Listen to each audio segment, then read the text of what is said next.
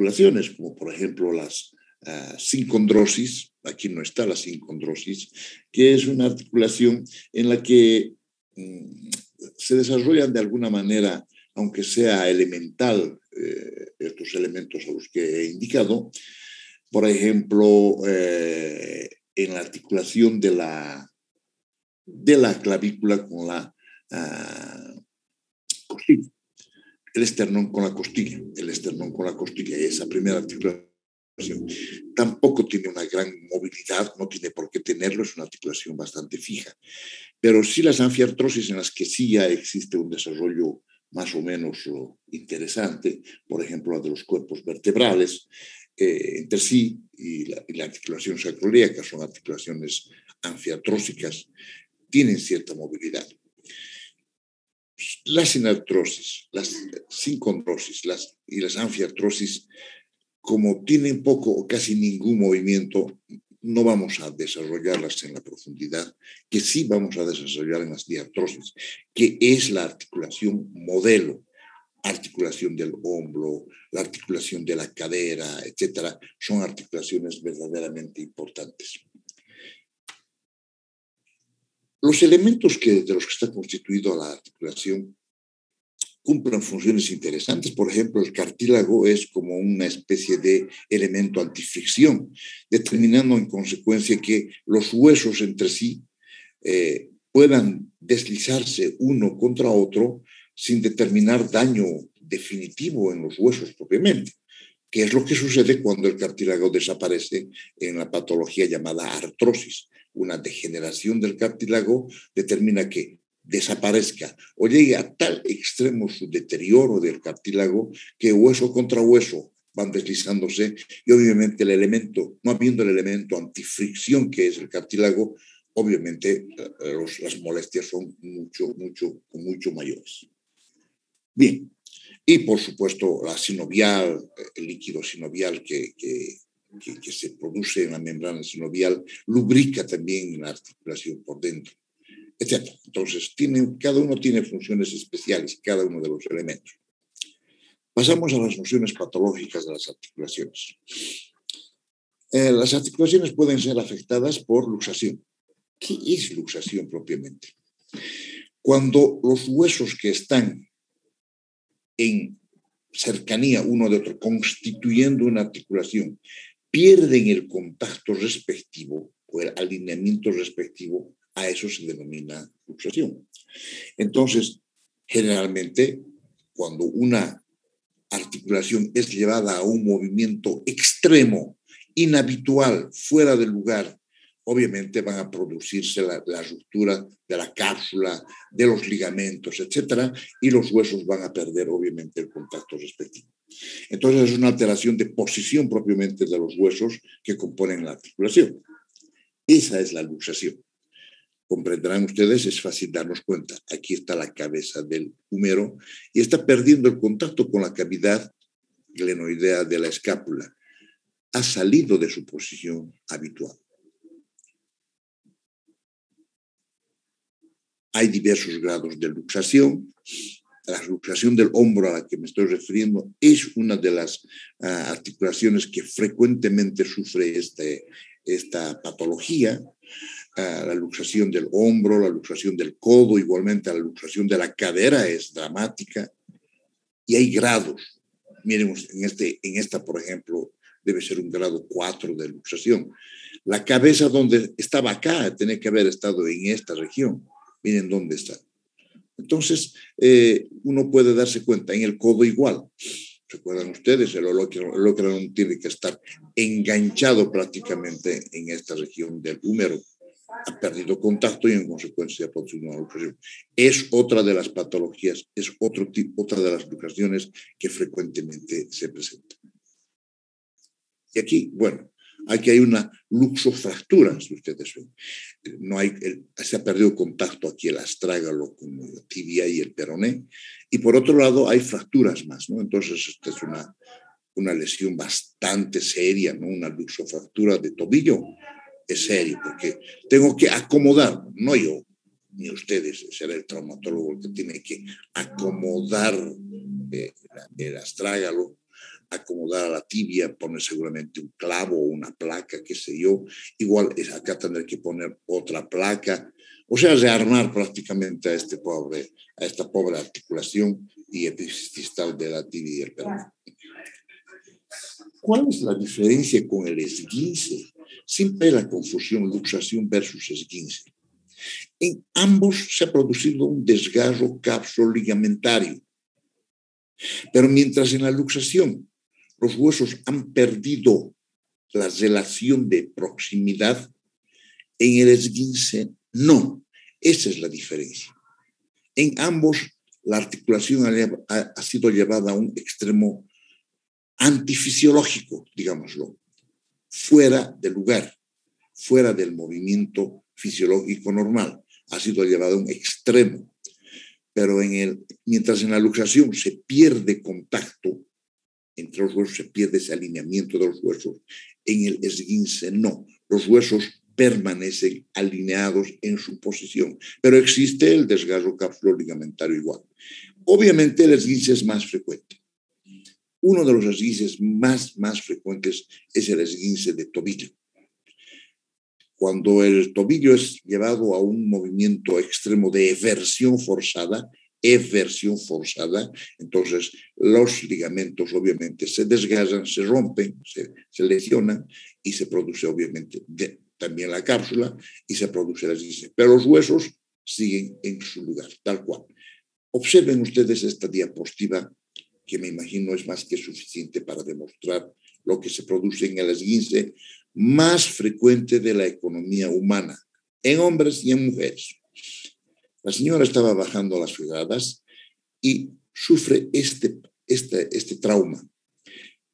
Observen ustedes cómo el tobillo está en eversión forzada. Entonces los ligamentos, que hay 3 ligamentos acá, el tibio estragalino anterior, posterior y el peroneo calcáneo, son los que se lesionan y en consecuencia se desgastan, se rompen, pero no hay pérdida de contacto de los huesos. Este es el esguince más frecuente. Y ojo, Sucre no es una bondad en lo que se llama a sus calles y a sus aceras. Y es suficiente darnos cuenta por cualquier calle que estemos andando, hay hoyos aquí, hoyo allá, pareciera que es una ciudad bombardeada.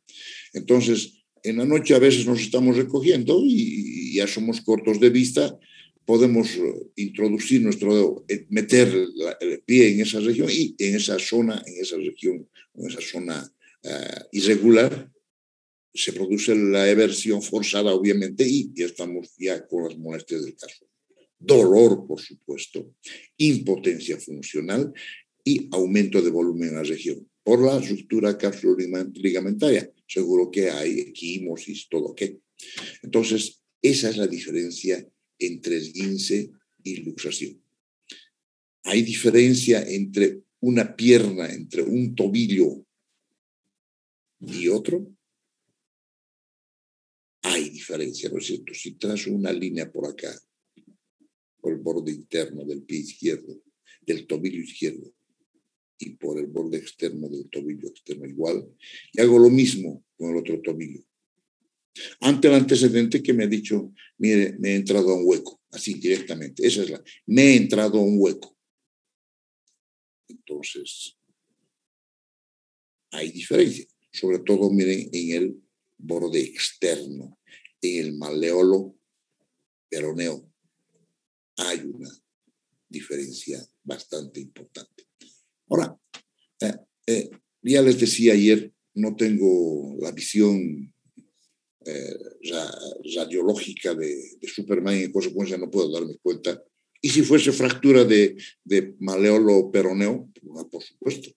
Yo pongo nada más una lesión o traumatismo de tobillo derecho, punto. Entonces tendré que hacerle obligatoriamente una radiografía. Y puede ser solamente esguince, entre comillas, puede ser solamente esguince.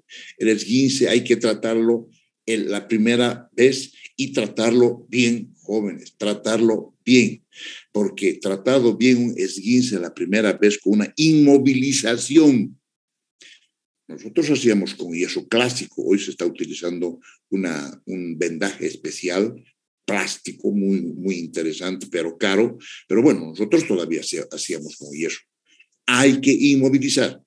No es suficiente una bendita elástica, una bendita de gasa o de tocuyo, que en definitivas cuentas podría ser tratamiento, digamos, de emergencia cuando nosotros no tengamos las posibilidades de ingresar.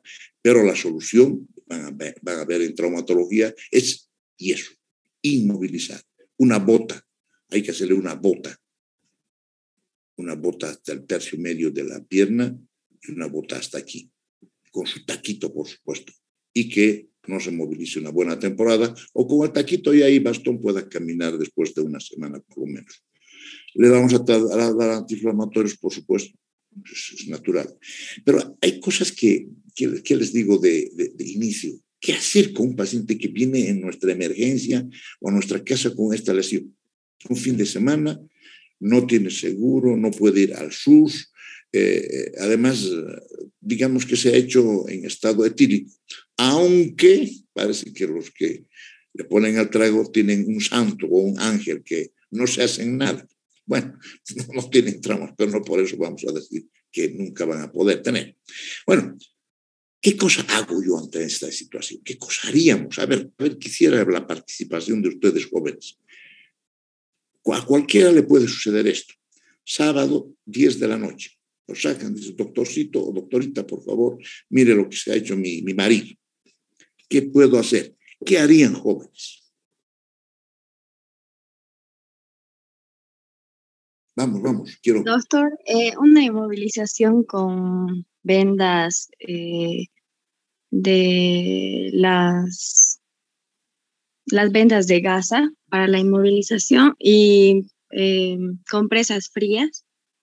Ya, o sea, primero compresas frías y después el vendaje, ¿no es cierto? Porque no puedes poner compresas frías encima del vendaje, ¿sí?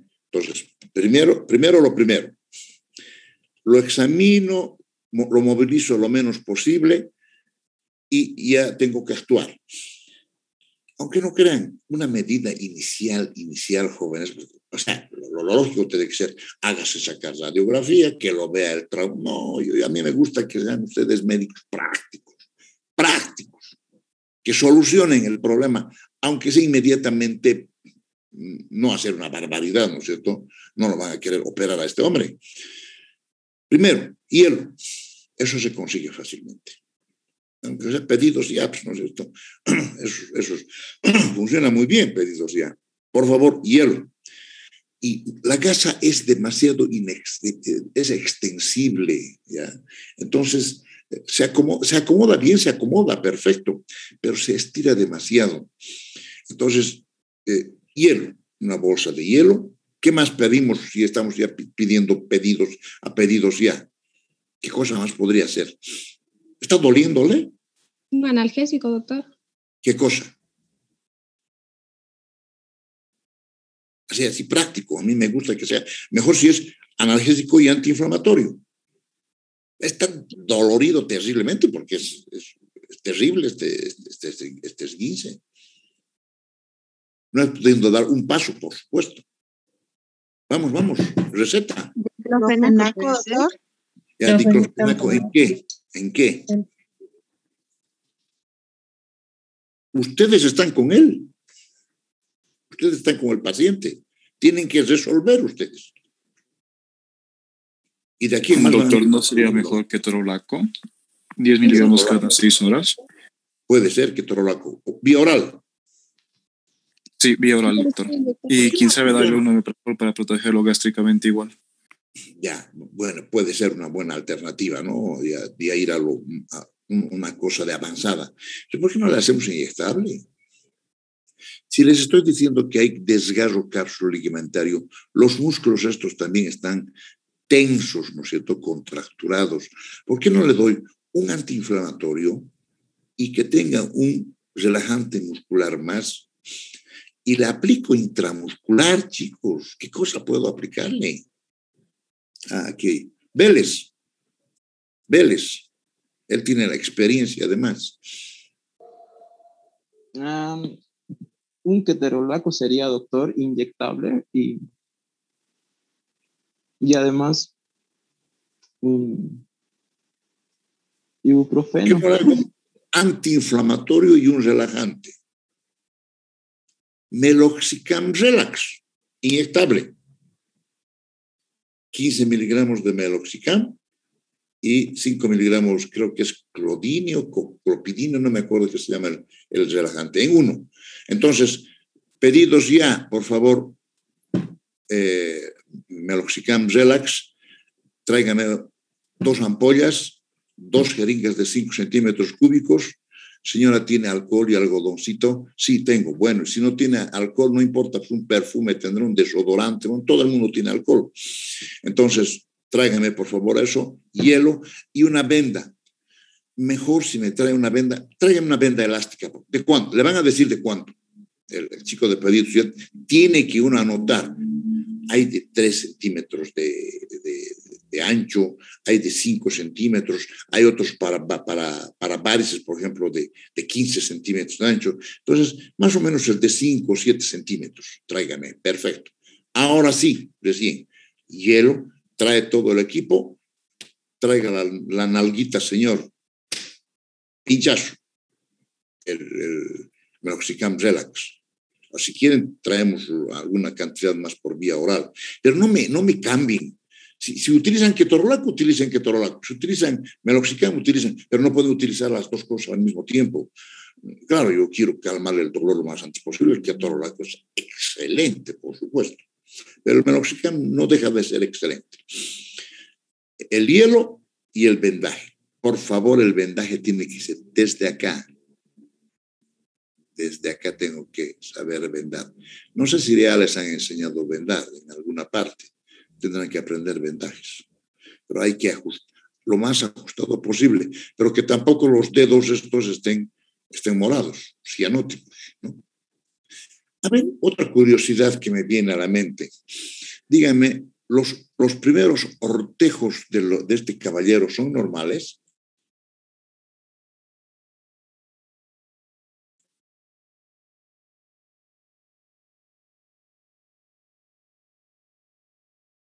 A ver, véanse sus dedos, véanse sus primeros dedos. Bueno, se van a ver después. No, a ver, fíjense, hace un ángulo. Hace un ángulo. Esto es muy propio de lo que se llama, si estuviese montado más el dedo el primer ortejo sobre el segundo, hablaríamos de un hallux valgus. Miren ustedes esta prominencia, raspa contra el calzado y puede provocar incluso una lesión bastante molesta. Bueno, pero estamos desviándonos. Eso es lo que tengo que hacer con el esguince de tobillo.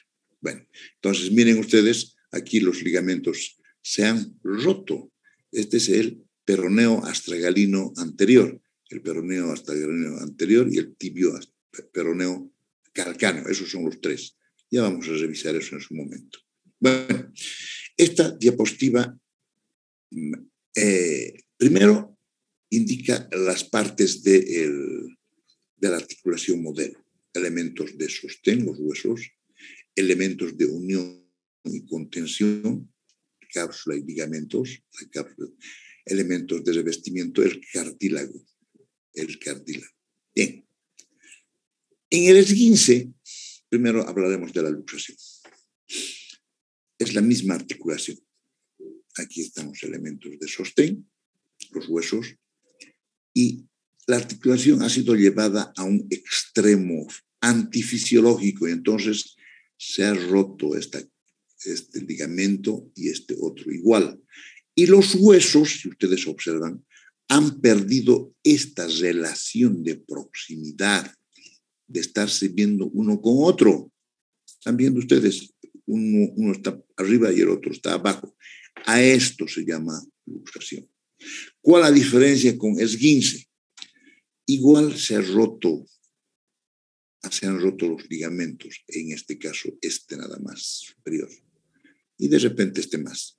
Pero los huesos, a diferencia de la luxación, siguen enfrentados uno frente a otro. Esa es la diferencia entre esguince, entre luxación y esguince. Bueno, acá la cosa es mucho mayor. Hay un esguince con fractura más. Bueno, otra patología, la artritis. Esta es una articulación también modelo en la que se ha producido, esta es una articulación, este segmento, esta mitad es normal y esta mitad otra está tomada por artritis reumatoide, en la que se ha producido un panus sinovial.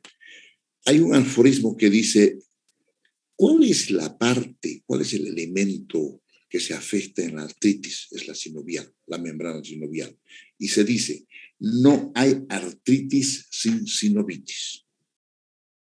Y la artritis reumatoide es precisamente la representante mayor, donde se produce un panus sinovial, que es un proceso degenerativo de la membrana sinovial, que es la que va a ir avanzando y va a ir deformando las articulaciones propiamente.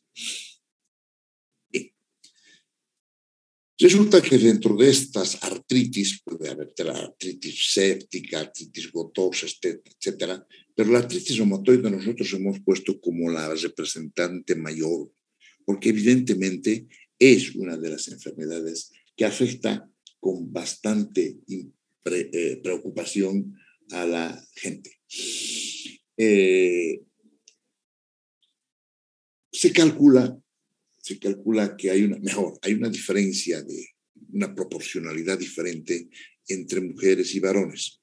Las mujeres se enferman 3 veces en relación a un varón.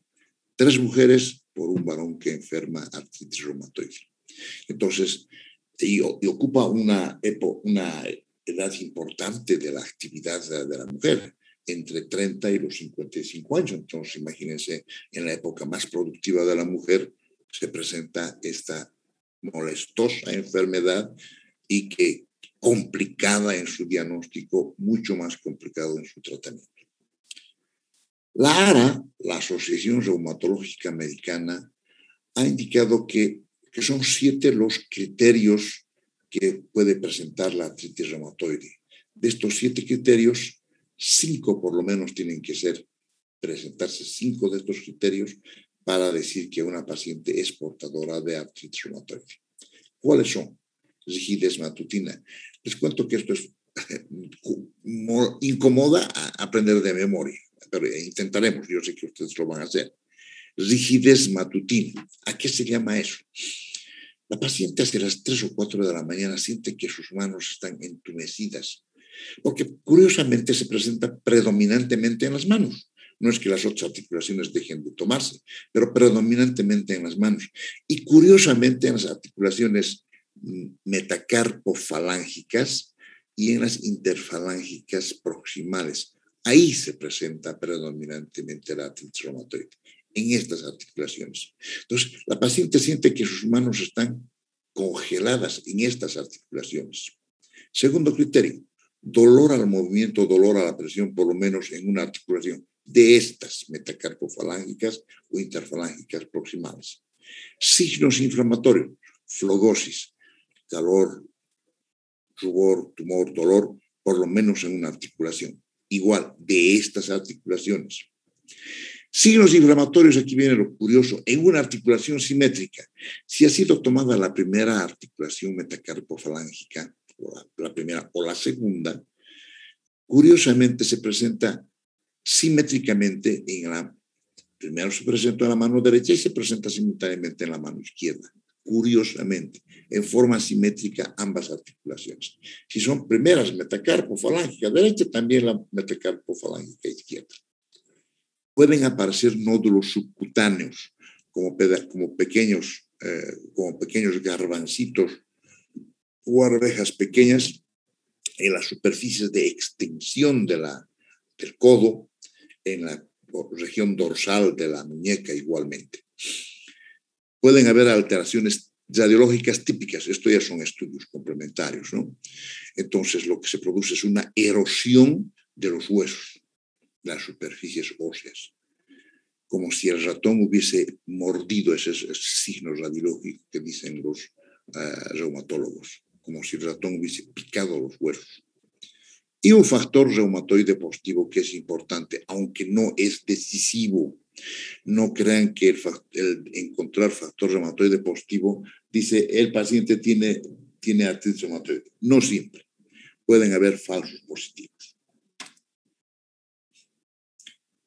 A ver, otra vez con ustedes jóvenes. Yo sé que les digo, avanzaremos rápidamente, pero me interesa que conozcan algunas cosas y que ustedes infieran, ustedes se den cuenta. ¿Son iguales la mano izquierda que la mano derecha de esta paciente? Es mujer, por si acaso.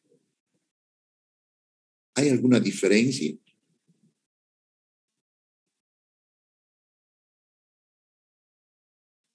Vamos, grupo 6. Sí, doctor. Ya, ¿qué pasa con la mano derecha? Sí, está con edema. Si ustedes comparan este dedito, miren, este dedo índice izquierdo, comparamos con este otro índice derecho, izquierdo con el derecho, si se dan cuenta, evidentemente pues hay un aumento, ¿no es cierto? Y donde, miren, en la articulación interfalángica proximal predominantemente, lo mismo en el medio, lo mismo en el anular y lo mismo incluso en el meñique. Entonces, esta manito está pareciera más gordita que esta otra, ¿sí? Y aquí hay alguna lesión más, ¿no? Parece una onicomicosis, alguna cosa. Pero bueno, nos interesa el proceso inflamatorio. Si ustedes notan esto, pareciera, tienen una imagen como de una salchicha, ¿no? De un haddock. Bueno, y si la cosa ha ido avanzando terriblemente, bueno, vamos a encontrar ya estas deformaciones por esa degeneración histopatológica que se ha sucedido en la membrana sinovial, ese llamado PAN reumatoideo. Entonces, vean ustedes la articulación, las articulaciones metacarpofalángicas, todas están deformadas. Las interfalángicas proximales están también deformadas. Comparemos una con otra. Ambas tienen las mismas lesiones, deformaciones de las metacarpofalángicas e incluso una desviación que se denomina desviación cubital de las manos, que es un signo muy interesante de la artritis reumatoide. Esta ni para qué contar. Les decía los salchichones, ¿no es cierto? ¿Acaso no se parece esto a un haddock? Se parece, ¿no? Cada dedo. Y el proceso inflamatorio determina esta situación. Entonces, hay que ver las manos. Se dice que la tarjeta de conocimiento de una paciente con artritis reumatoide es cuando nos da la mano. Tomamos la mano y ahí nos damos cuenta. Tiene problemas articulares, seguro. Si me da una mano así, le duele terriblemente. Tengo un problema terrible en las mañanas. Me cuesta, tengo que calentar mis manos, mis dedos, con la cara entre las axilas, debajo de las axilas, para calentar. Y va cediendo el dolor, les comento. Esa rigidez matutina va cediendo durante el día. De tal manera que durante el día, disculpen, no son agujas para tejer, pero son increíblemente hábiles para tejer, para hacer crochet, etc. Estas personas, estas mujeres comprometidas con artritis reumatoide, son habilísimas. Pero en la noche, por supuesto, no pueden hacer absolutamente. Aquí está una desviación cubital mucho más severa. Desviación cubital, tremenda, con deformaciones francas en los dedos. Si ustedes notan, este es un talón derecho y veo esto, es un nódulo subcutáneo, que muchas veces es doloroso también. En la radiografía, si comparamos esta imagen de la falange comparada con esta otra falange, estas son las erosiones, miren, erosiones, acá mucho más llamativo, erosiones del hueso, y hay por otro lado fenómenos de osteoporosis, ¿no? Y descalcificación franca del hueso. Bien. ¿Qué sucede entre la artritis versus la artrosis? En la artritis el proceso, les decía, el proceso es de la membrana sinovial. En la artrosis el proceso dramático es en el cartílago. Este cartílago se degenera y llega finalmente a desaparecer. Y al desaparecer, ¿qué va a suceder? El hueso sufre un proceso de erosión y degeneración progresiva y obviamente es hueso contra hueso, no hay cartílago. Es muy propio de la gente mayor. Todos seguramente de una u otra manera vamos a tener fenómenos de artrosis en diferentes articulaciones. ¿Cuáles son las articulaciones más afectadas a diferencia de la artritis reumatoide? Por si acaso en la artritis reumatoide también fuera de la mano se puede ver la articulación temporomaxilar en los dedos de los pies, los mismos fenómenos de deformación, etcétera, etcétera. En la artrosis, las articulaciones más afectadas, por si acaso, son las articulaciones del cuello, de la columna cervical, lo que provoca la llamada cervicoartrosis. Entonces, cuando el individuo hace estos movimientos de rotación izquierda, derecha, o inclinación izquierda, inclinación derecha, suena la articulación. Dice, se denominan chasquidos intraarticulares, y ese es un signo prematuro de cervicoartrosis. Otras articulaciones, las articulaciones que, infelizmente, por el sobrepeso en el paciente o la obesidad del paciente, determinan una carga exagerada. Las articulaciones de las caderas, la articulación sacroiliaca, las coxofemorales, las articulaciones de las rodillas. En el muchacho ese que vimos ayer en esa diapositiva de Genubalgo, seguramente que también tiene artrosis de rodillas. Cuando llevemos pies se van a dar cuenta sobre qué triángulo nos sostenemos, jóvenes. Es increíble, es un triángulo. La cabeza del primer metatarsiano, la cabeza del quinto metatarsiano y el calcáneo por detrás. Ese es el triángulo sobre lo que nos paramos. Y cuando me pongo de pie, imagínense con un sobrepeso de 100 kilos, una obesidad de 100 kilos, imagínense lo que sucede sobre esa pobre articulación de la cadera, de la rodilla y la articulación del pie más. Entonces, es dramático esto. Bueno, entonces, la artritis reumatoide también tiene otros signos y síntomas que obviamente nos pueden llamar la atención. Mal estado general, fiebre, etcétera. Puede haber escleritis, queratoconjuntivitis, el famoso ojo seco. ¿Se acuerdan? El síndrome de Sjögren. El ojo seco en la artritis reumatoide, la xeroftalmía es característica de la artritis reumatoide y a veces debuta con eso. Hay problemas pulmonares también, imágenes de infiltrados pulmonares, hay ataque repetida, bueno, esta también está repetida, estamos viendo las deformaciones en las manos, y esto se ve en la artrosis, esto es interesante. A ver, fíjense ustedes. Si ustedes ven unas pelotitas acá, en los extremos distales de las falanges distales, en las falangetas propiamente, ¿no? No sé si tengo, aquí tengo mucho más llamativo. No sé si mostrarles porque yo tengo ya algunos signos de artrosis. Estas pelotitas, miren ustedes, estita que le estoy contorsionando perfectamente. Esta otrita igualmente. Y estos no tan llamativos, pero en el meñique sí.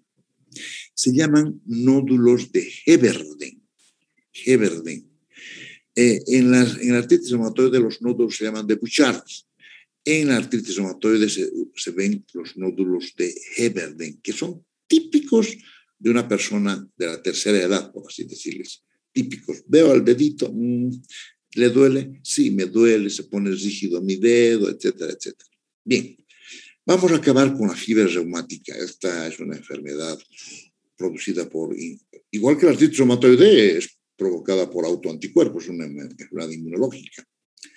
Hemos hablado ya varias veces de la fiebre reumática y hemos hablado de los criterios de Jones, criterios mayores y criterios menores de Jones. Esto tienen que saber. Son 5 los criterios mayores de Jones. El paciente no se acuerda, pero seguramente ha tenido la visita de un estreptococo beta hemolítico de la variedad beta de Lancefield, un estreptococo, o en la faringe, o en las amígdalas, o en los oídos, o en los senos paranasales, en cualquier lugar que se haya producido la presencia de un estreptococo beta hemolítico. Este determina una actividad inmunológica rara, agresiva, de tal manera que de pronto forman anticuerpos que comienzan a atacar al corazón provocando carditis. Y atacan al corazón en todas sus capas, en el endocardio, en el miocardio y en el pericardio. Y se denomina carditis, todo el compromiso. Y en consecuencia puede haber, si hay derrame pericárdico, puede haber pericarditis. Si hay afección del miocardio, pueden haber trastornos de conducción. El signo de Minkowski, por ejemplo, el bloqueo auriculoventricular de primer grado, es una miocarditis postreumática. O lo que hemos visto en algunos casos clínicos. Pacientes con patología soplante, ausculto el foco aórtico o el foco pulmonar, sobre todo pero el aórtico o el foco mitral, y escucho un soplo, ubicando si es sistólico, diastólico, etcétera, con sus características, probablemente haya sido afectado en su niñez, en algún momento, por estreptococo, y le dijeron que tenía fiebre reumática. Y desgraciadamente lo dejaron pasar, y probablemente lo que ya tiene es una valvulopatía reumática, una secuela ya de la fiebre reumática. Pero puede atacar también, y es como si los anticuerpos formase autoanticuerpos contra la membrana sinovial y provocar artritis.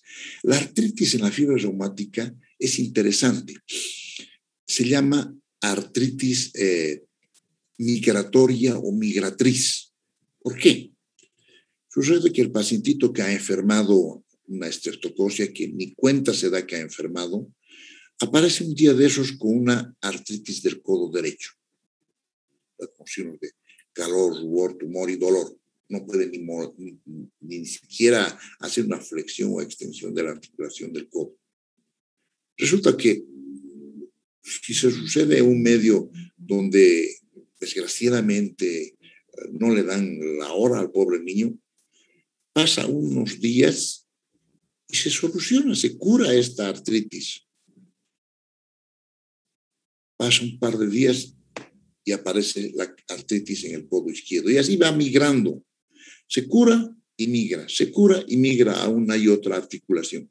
Por eso se llama artritis, poliartritis migratoria o migratriz, que hay que tratarla, por supuesto. Si está delante nuestro, el paciente tiene que ser tratado. Otro síntoma, otro criterio mayor es la corea menor de la que hemos hablado. Y esta es interesantísima. Desgraciadamente no nos damos cuenta. Nos damos cuenta cuando ya es un mal de San Vito, que el paciente haga esta operación. Esto es un mal de San Vito. Son contracciones tónico-clónicas de corea menor, que se denomina así, corea menor o mal de San Vito. Esto ya es llamativo. Pero, ¿quiénes deberían darse cuenta? Los maestros, que desgraciadamente, hay que decirlo nomás, no son una ayuda muy grande para nosotros, para los médicos. En el área rural, sobre todo, caramba, que más bien son perjudiciales. Discúlpenme, no se lo vayan a decir los maestros, ¿no? Pero los mayores enemigos que tenemos en el área rural creo que son los maestros. ¿Me están viendo? Para que pueda darles esta pequeña lección de lo que sucede. ¿Me ven, chicos? Sí, doctor. Bueno. Fíjense, yo voy a escribir lo que habitualmente escribe el niño de primer año.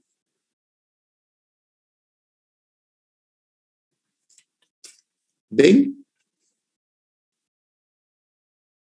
¿O están viendo? No, doctor, no se ve. Están viendo en espejo, ¿no?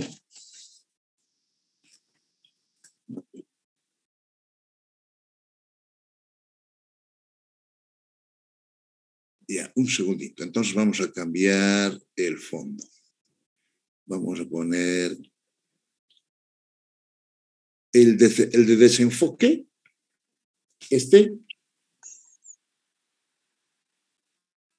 Sí, doctor. Sí, ya ven, ¿no? El asunto que lo ven en espejo. Lo deben estar viendo en espejo, ¿no es cierto? Sí, o sea que al revés están viendo. Mamá he escrito. Leen, ¿no? Mamá. Doctor, ¿Sí? lo que pasa es que con cualquier fondo no se lee lo que proyecta. Ya, escúchame, entonces voy a poner el Ninguno. Y lo vamos a aplicar. Ahora. Sí, doctor.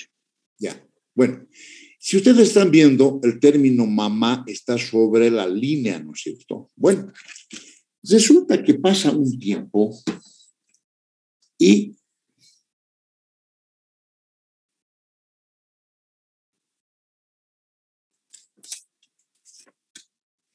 yo como maestro me daría cuenta de que qué le está pasando al niño Arancibia. Usted escribía de diferente manera. Yo sé que está en espejo, mamá así, pero resulta que unos meses después escribe así. Esta es la primera manifestación de Corea, lo que se denomina disgrafia. Disgrafia se denomina. Bueno, ahora, o también movimientos coreatetóxicos, por ejemplo, que el niño dé patadas en la noche. Al estar durmiendo, da patadas en la noche, está inquieto, o tiene movimientos medio raros, o algo peor, ¿no?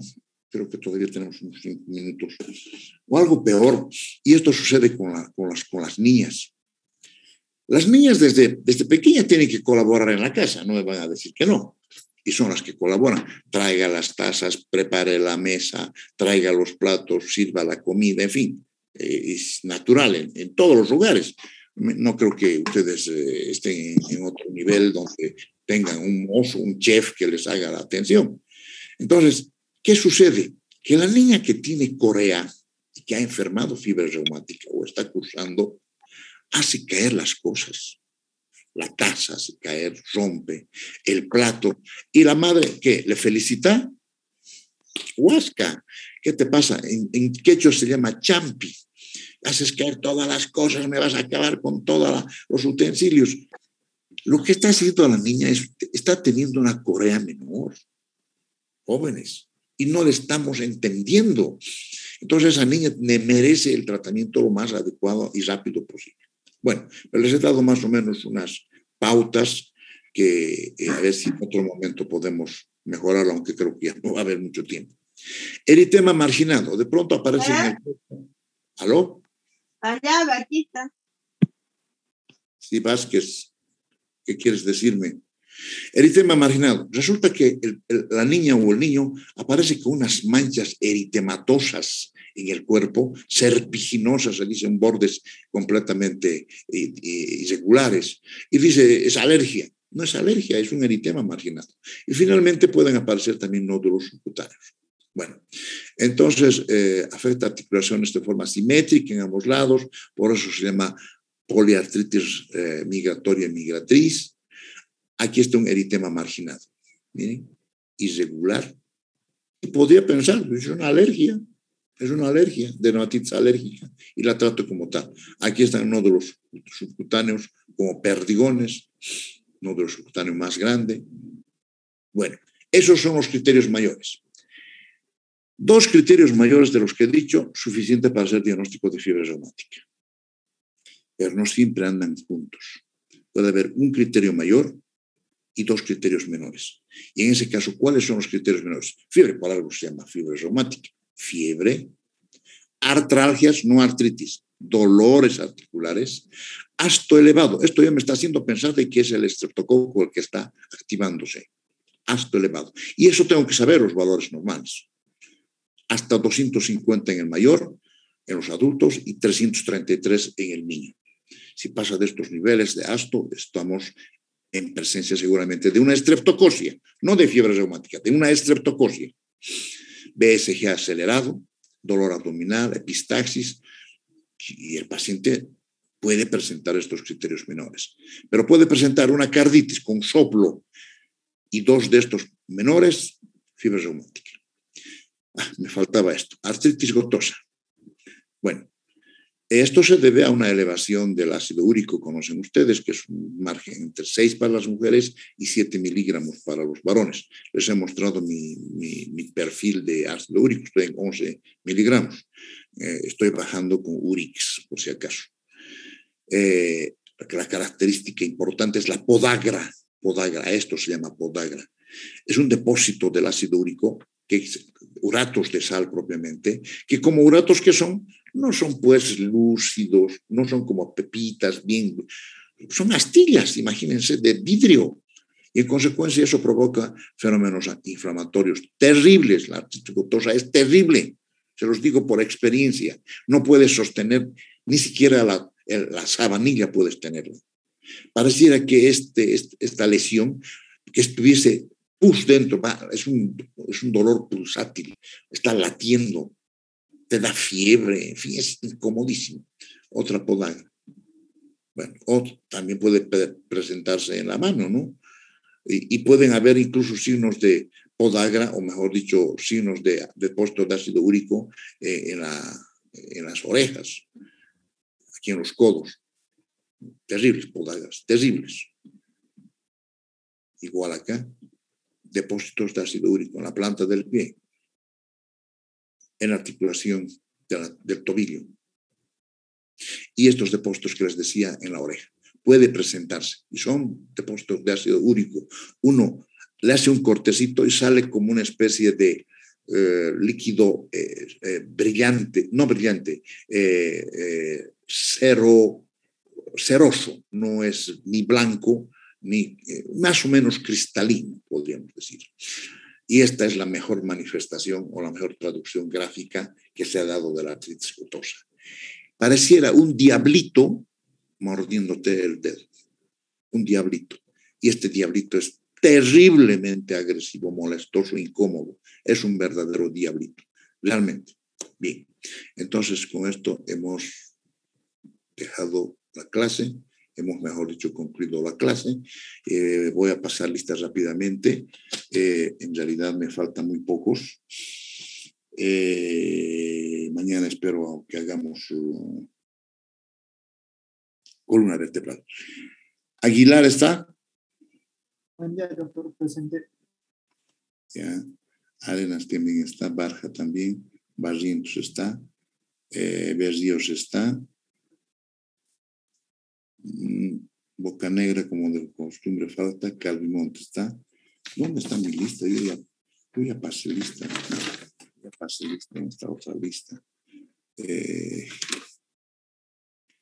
Aníbal, Arena, Bocanegra, no, Cruz, de Aquino, Sarita, está estudiando semiología como loca. Estrada, no viene. Gudiño. Presente, doctor. Eso, Gutiérrez, Guzmán, Llanque están. Los López no vienen, ya sabemos. Maturano. Faltó. Oropesa, también faltó. Palancusi. Aquí están. Presente, doctor. Aquí están. Palancusi. Pérez. Está. Presente, doctor. Sí, está. Quispe. Está. Rodas. Señor Anis. Tito. Muy bien. Vázquez Mostacedo.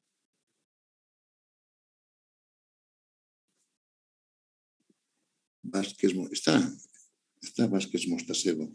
Doctor, presente. Vázquez Martínez es la que no está. Presente, doctor. Perdón. Sí, el resto está. Y claro, el característico y jovial Silvetti que siempre falta. Si ustedes se dan cuenta, son los mismos que faltan. Jóvenes, un gusto. Sí, Barja, ¿qué me querías decir? Fuerte, por favor. Sobre los tofos. Doctor, quería preguntarle sobre si es que hay diferencia o son lo mismo los tofos gotosos con la podagra. Son lo mismo, prácticamente es lo mismo.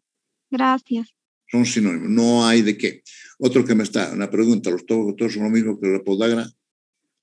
Primero me saludan, gracias a Maribel. Bueno, ¿alguna otra pregunta más? Bueno, mañana intentaremos hacer y estaremos atentos. Ahora han implorado, ¿no?, que vayamos a la marcha todos. Yo no puedo ir.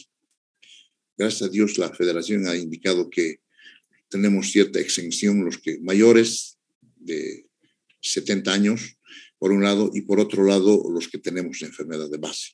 Entonces, pero que presente mi nota, dice, que presente mi nota. ¿Qué cosa? Yo voy a certificarme médicamente que tengo gota, bueno, por gota no habría problema, que tengo mis dos secuelas de mis dos infartos, que les voy a mostrar mi coronariografía, mi último electrocardiograma, no sé, no los entiendo. Bueno, pues presentaré algo, si no me van a descontar, me interesa que me descuenten. Jóvenes, un gusto de verlos, nos vemos mañana. He pasado, por si acaso, al grupo B, Fabianita, la práctica para el día de mañana, que es la última práctica, por favor. Entonces, yo sé que lo van a hacer muy bien. Hasta mañana. Dime, Maribel, ¿quieres decirme algo más? Nada. Bueno, hasta mañana, que les vaya bien. Mañana. Recording stopped.